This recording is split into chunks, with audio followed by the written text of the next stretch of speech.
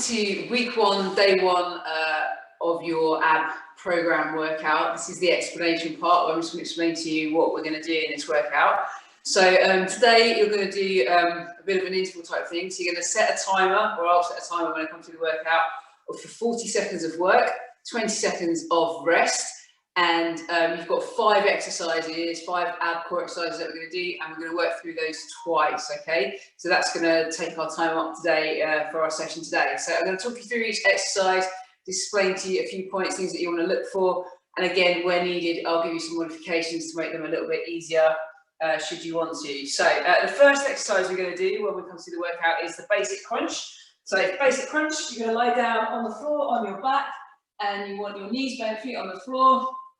And you want to try and keep your lower back what we call a neutral spine. So if you put your hands underneath your back and try and arch your back up as much as you can so you can get a good hand underneath there, and then try and flatten it off by tilting your pelvis back as far as you can. And then if you just sort of toggle between the two till you find that midpoint, so there might be a little bit of a gap under there, that's your neutral spine. And that's the position you want to try and keep your lower back in when you're doing these exercises. So again, you want to try and brace your core. So the sensation of like trying to hold a wee and a fart in, very nice at the same time. That's kind of what we're looking for. So the basic crunch, the first exercise, you can either place your hands on your legs and you're just going to slide up and back down. You're just looking to lift your shoulder, your scapula off the floor and back down.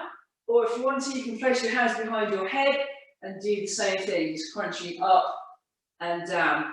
With ab exercises, you always want to breathe out on exertion. So you breathe out as you come up, in on the way down. And if it's pulling on your neck, guys, you can just push your head back into your hands a little bit, and that should take the pressure off your neck, and your head should be supported better. Okay, so that's the crunch, the first exercise. The second exercise we're going to do are plank up, plank down, or a high plank to a low plank, or a forearm plank to a high plank. So if you're going to do a full plank, which is the hardest position, you're going to start off like so. So when you're in a plank, things to think about. You want to try and, again, hold your core in nice and tight. You should have your glutes turned on, so kind of your bum slightly. You want to make sure that your body position is such that you've got your shoulders, your heads first, then your shoulders, then your bum, then your knees, then your feet, yeah? So a lot of times you see people doing planks like this, not a good position. Sometimes you see people doing planks like this where they let their back dip. Again, you want to keep this up nice and strong, tight through here.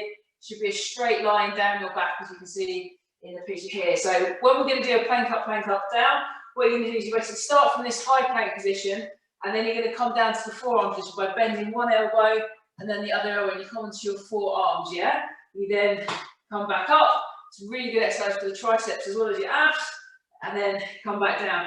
So what you can do is, if you kind of struggle to swap hands this time and get your head around it, maybe just do 3 or 4 leading with one arm, and then swap and do 3 or 4 leading with the other arm.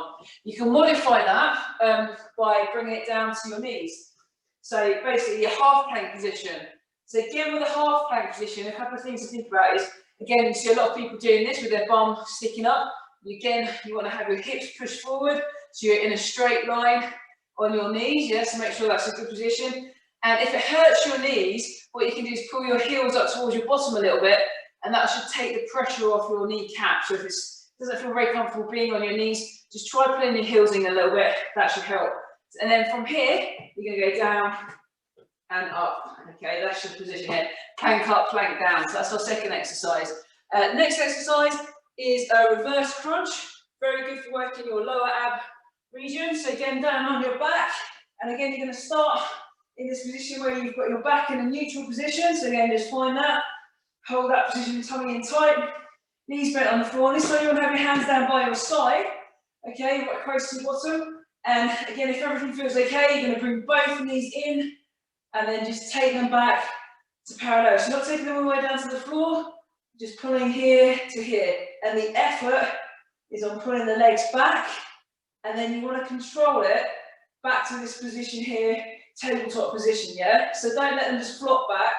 You need to try and control your legs coming back, and then try and use your abs to pull those knees in towards your chest.